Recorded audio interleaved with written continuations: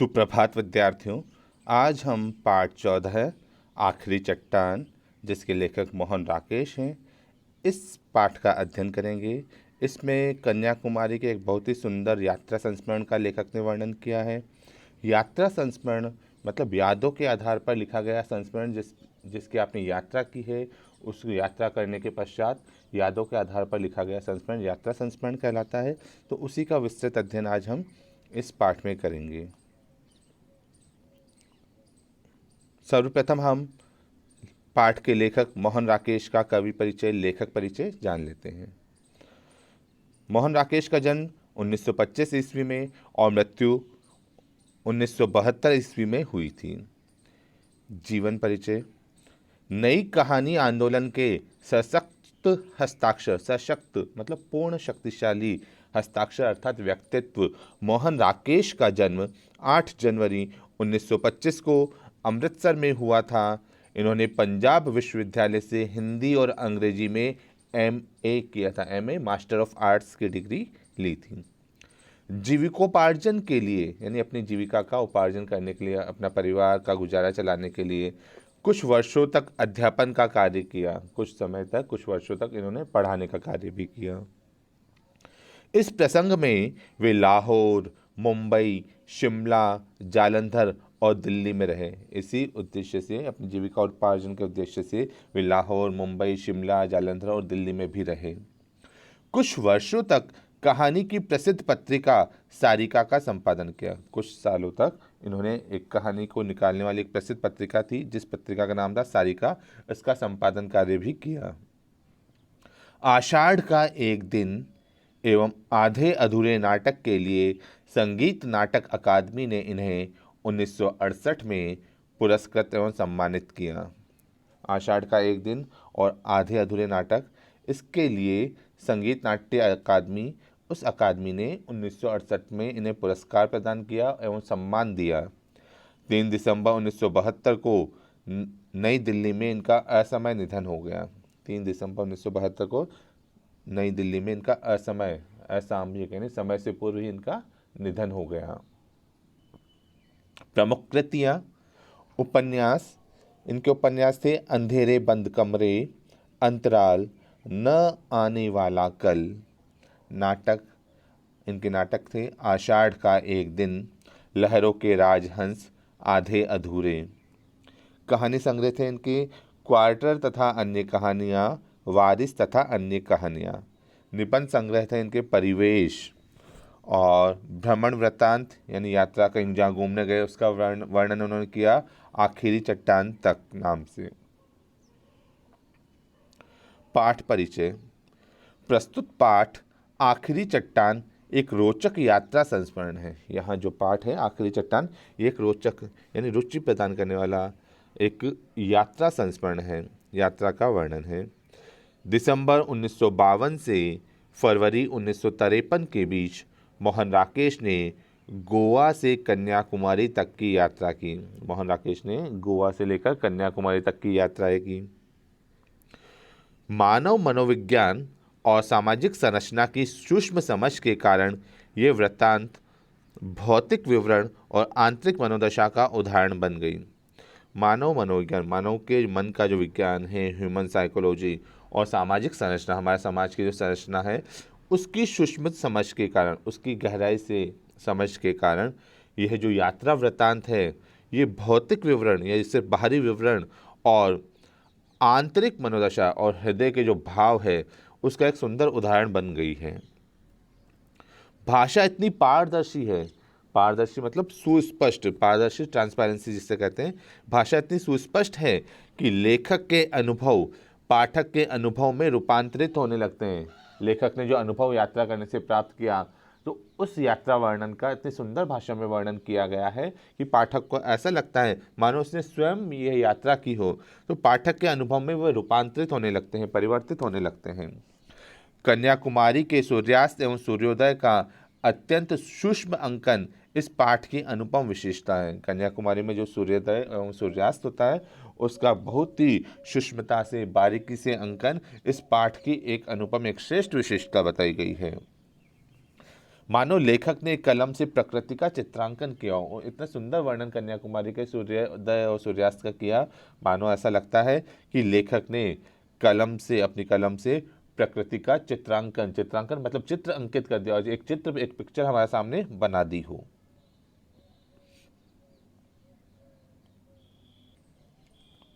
विद्यार्थियों, यात्रा वृत्तांत को शुरू करने से पूर्व कन्याकुमारी के बारे में एक संक्षिप्त वीडियो क्लिप मैं आपको दिखाता हूं, जिससे कन्याकुमारी के बारे में आपको और कुछ जानकारी प्राप्त हो सके।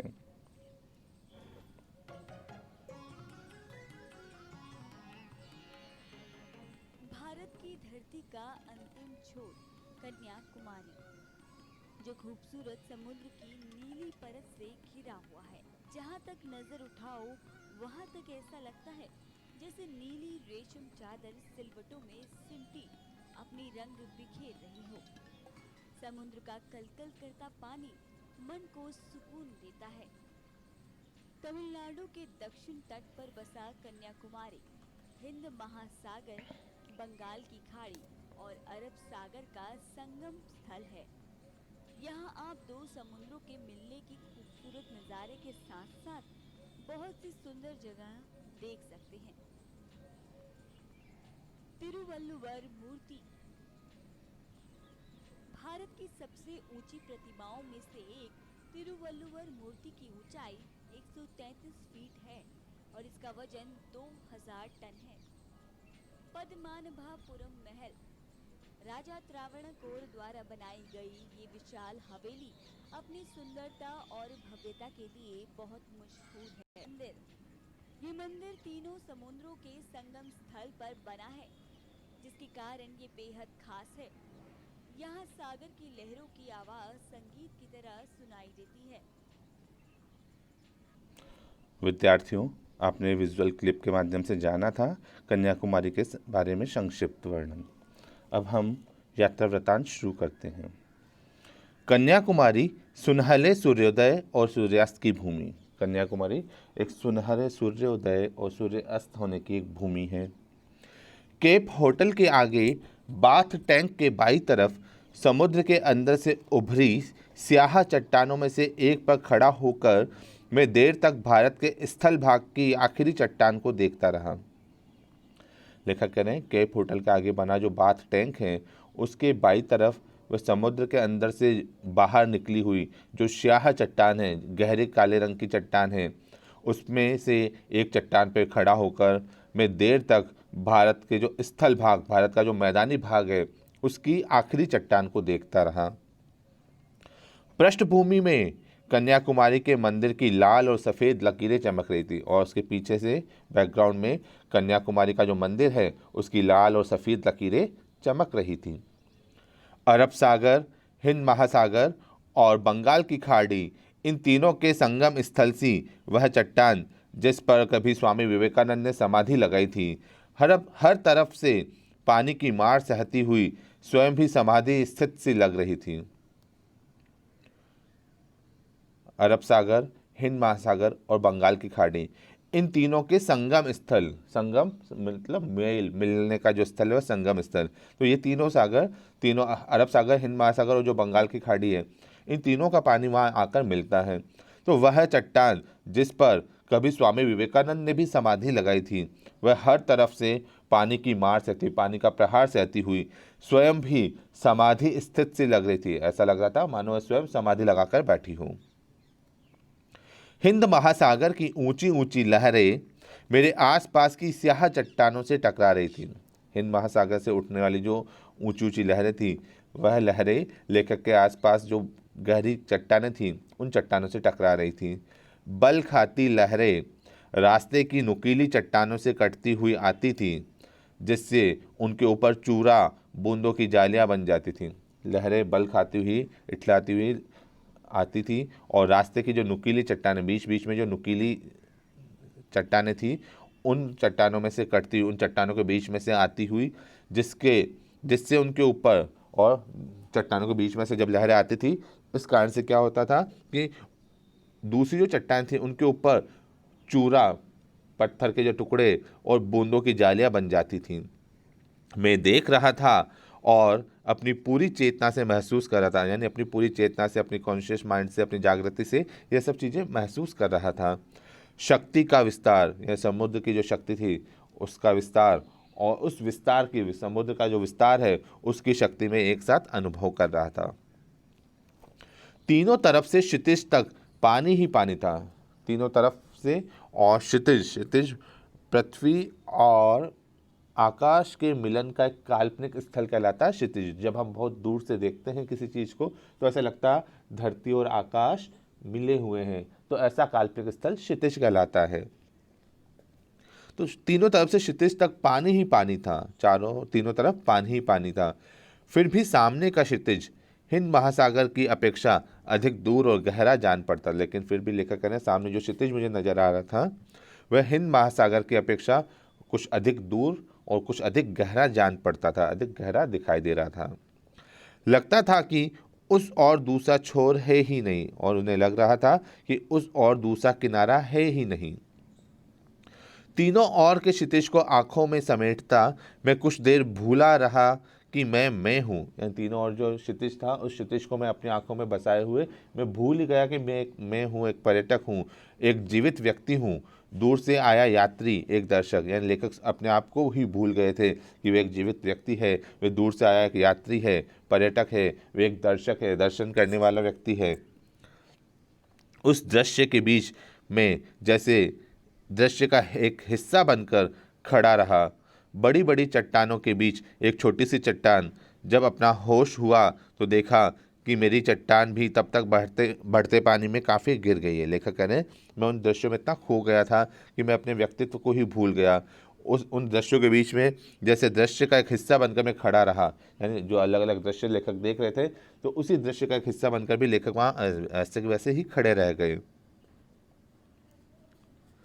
बड़ी बड़ी चट्टानों के बीच में एक छोटी सी चट्टान पर जब लेखक ने अपना होश संभाला, लेखक वापस अपने जागृत अवस्था में आए। लेखक उन दृश्यों को देखकर खो गए थे, फिर लेखक ने वापस जब जागृति में आए तो देखा कि मेरी चट्टान भी तब तक बढ़ते पानी में गिर गई। लेखक की जो चट्टान थी वह भी पानी का जो स्तर था, पानी का लेवल था, वह बढ़ गया था।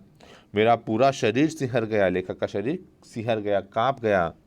मैंने एक नज़र फिर सामने के उमड़ते विस्तार पर डाली। एक बार लेखक ने फिर सामने का जो विस्तृत स्वरूप था उस पर नज़र डाली और पास की एक सुरक्षित चट्टान पर कूदकर दूसरी चट्टानों पर से होता हुआ किनारे पर पहुंच गया। लेखक पास में जो दूसरी चट्टान थी, सुरक्षित चट्टान जहाँ पानी का स्तर कम था, वहाँ पर कूदकर फिर दूसरी चट्टानों पर से होते हुए लेखक समुद्र के जो किनारे हैं वहाँ पहुँच गए। पश्चिमी क्षितिज में सूर्य धीरे धीरे नीचे जा रहा था। पश्चिमी दिशा में क्षितिज की ओर सूर्य धीरे धीरे नीचे जा रहा था, अस्त हो रहा था। मैं सूर्यास्त की दिशा में चलने लगा। लेखक सूर्यास्त होने वाली जो दिशा थी उसी दिशा में चलने लगे। दूर पश्चिम तट पर तट रेखा के एक मोड़ के पीली रेत का एक ऊंचा टीला नजर आ रहा था। दूर पश्चिमी तट की रेखा के एक मोड़ पर एक पीली रेत का एक ऊंचा टीला नजर आता। रेत की जो टीले हैं वे नजर आ रहे थे। सोचा उस टीले पर जाकर सूर्यास्त देखूं। रेत का जो टीला था, सोचा लेखक ने कि उस टीले पर जाकर, वहां से जाकर मैं सूर्यास्त का जो दृश्य है वह देखूं। यात्रियों की कितनी ही टोलियां उस दिशा में जा रही थी। पर्यटकों की, यात्रियों की बहुत सारी टोलियां, समूह उसी दिशा में जा रहे थे। मेरे आगे कुछ मिशनरी युवतियां मोक्ष की समस्या पर विचार करती चल रही थी। लेखक के सामने कुछ, लेखक से आगे ईसाई धर्म की जो संस्था की जो मिशनरी की जो युवतियां थी वह मोक्ष की, यानी मोक्ष क्या होता है, आत्मा का परमात्मा से मिलन और इस संसार सागर को त्याग कर परमात्मा के पास जाना मोक्ष कहलाता है, स्वर्ग की प्राप्ति। तो मिशनरी युवतियां मोक्ष की समस्या पर विचार करती चल रही थी। मैं उनके पीछे पीछे चलने लगा। लेखक भी उनके पीछे पीछे चलने लगा, चुपके से मोक्ष का कुछ रहस्य पा लेने के लिए। लेखक ने सोचा इनके पीछे पीछे चलता हूँ, इनकी बातें सुनकर मैं भी मोक्ष किस तरह से प्राप्त किया जाता है उसका रहस्य प्राप्त कर लूँगा। यूँ उनकी बातों में कहीं रहस्यमय आकर्षण उनके युवा शरीरों में था। लेखक कह रहे हैं उनकी बातों से ज़्यादा रहस्यमय आकर्षण मुझे जो उनका जो युवा शरीर था, उनके जवान जो शरीर था उसमें था।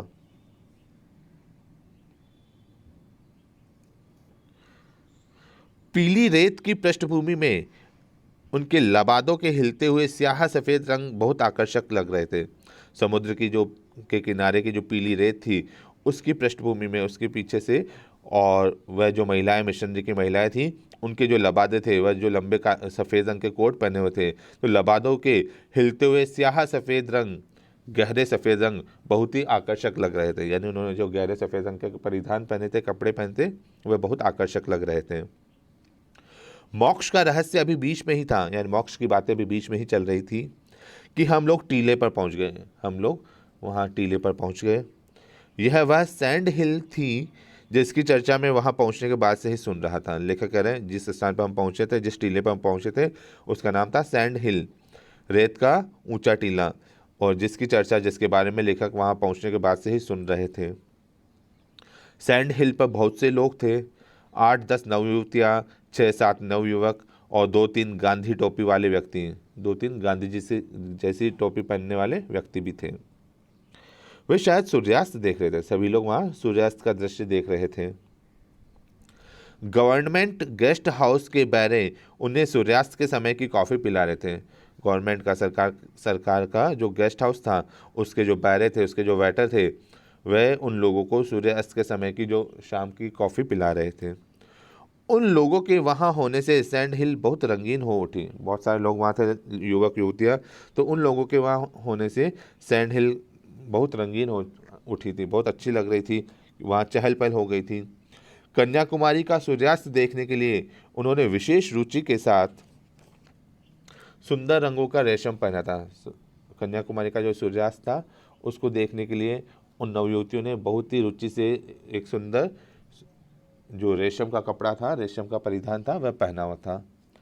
हवा समुद्र की तरह उस रेशम में भी लहरें पैदा कर रही थी, और जो हवाएं चल रही थी वह समुद्र में तो लहरें उत्पन्न कर ही रही थी, और उन लड़कियों ने जो रेशम का कपड़ा पहन रखा था, वह उनमें भी लहरें उत्पन्न कर रही थी।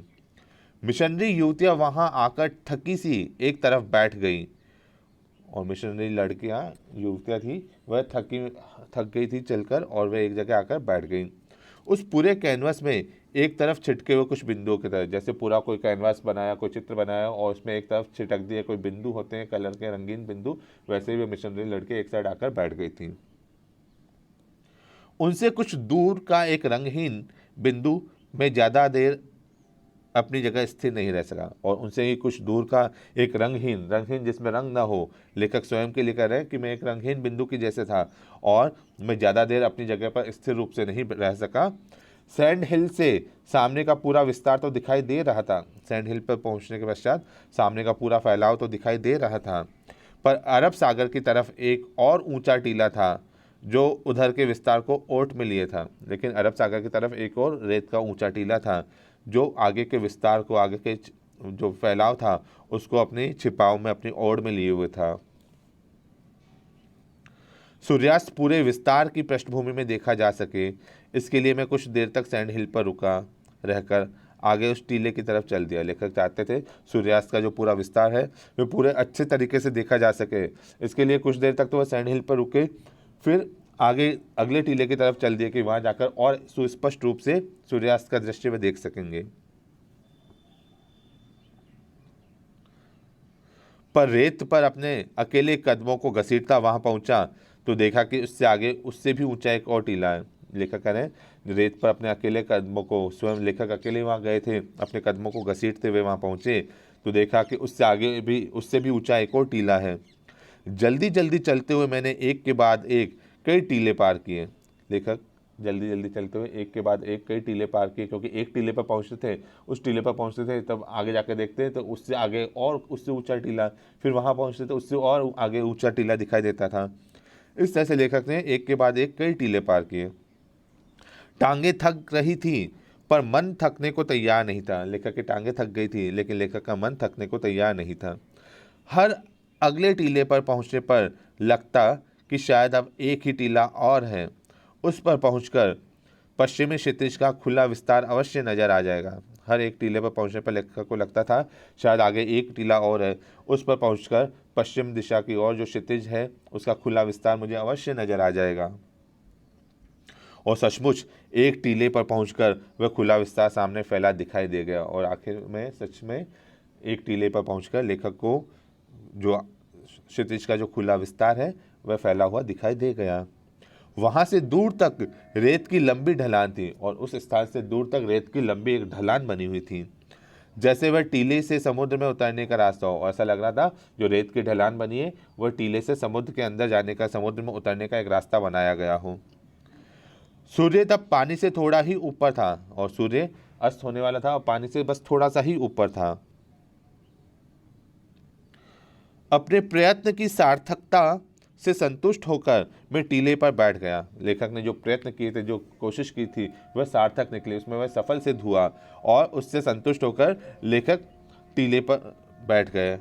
जैसे वह टीला संसार की सबसे ऊंची चोटी हो। लेखक को ऐसा लग रहा था वह टीला मानो संसार की सबसे ऊंची चोटी हो और मैंने उस चोटी को पहली बार सर किया। और लेखक सोच रहे थे मैंने, और शायद सिर्फ मैंने ही उस चोटी को, उस टीले के सबसे ऊंची जो स्थान है उसको पहली बार सर किया हो, पहली बार विजय प्राप्त की हो, पहली बार जीता हो या पहली बार फतह प्राप्त की हो। पीछे दाईं तरफ दूर दूर हटकर उगे नारियलों के जुर्मुट नजर आ रहे थे। पीछे दाईं तरफ दूर दूर नारियल के जो झुंड थे, समूह थे, जुर्मुट नारियल के पेड़ों के जो समूह है वह नजर आ रहे थे।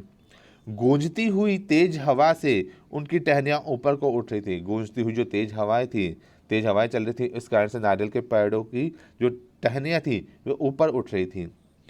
आकाश की तरफ उठकर हिलती हुई वह टहनियां ऐसी लग रही थी, आकाश की तरफ उठकर हिलती हुई जो नारियल के वृक्ष की टहनियां थी वह ऐसी लग रही थी जैसे उन्मुक्त रति के क्षणों में, उन्मुक्त मतलब खुलेपन से, रति मतलब प्यार के जो क्षण है उसमें किन्हीं नग्न वन युवतियों की बाहें, नग्न नंगी जो वन युवतियां थी उनकी बाहें, यानी किसी युवती ने अपनी बाहें फैला ली हो, वैसा ही दृश्य ऐसा लग रहा था कि नारियल के पेड़ों की जो शाखाएं थी वह हवा चलने के साथ जब ऊपर की ओर उठती, तो लेखक ऐसा कल्पनात्मक रूप से कह रहा है, ऐसा लग रहा था मानो किसी युवती ने अपनी बाहें खोल दी हो। पश्चिमी तट के साथ साथ सूखी पहाड़ियों की एक श्रृंखला दूर तक चली गई थी। पश्चिमी तट के साथ साथ जो सूखे पहाड़ियाँ थीं वे दूर तक चली गई थी, यानी सूखे पहाड़ नजर आ रहे थे दूर दूर तक, जो सामने फैली रेत के कारण बहुत रूखी, बीहड़ और वीरान लग रही थी। और उसके सामने, उन पहाड़ियों के सामने जो रेत फैली थी, उन रेत के कारण वे पहाड़ियाँ बहुत ही रूखी, सूखी, बीहड़, जंगल के समान और वीरान, सुनसान लग रही थी। सूर्य पानी की सतह के पास पहुंच गया। अब सूर्य बिल्कुल अस्त होने वाला था, पानी की सतह पर पहुंच गया था। सुनहली किरणों ने पीली रेत को एक नया रंग दे दिया। सूर्य की सुनहरी किरणें थी, उसने पीली रेत को, समुद्र के किनारे की जो पीली रेत थी उसको एक नया रंग प्रदान कर दिया था। उस रंग में रेत इस तरह चमक रही थी जैसे अभी अभी उसका निर्माण करके वहां उसे उंडेला गया हो।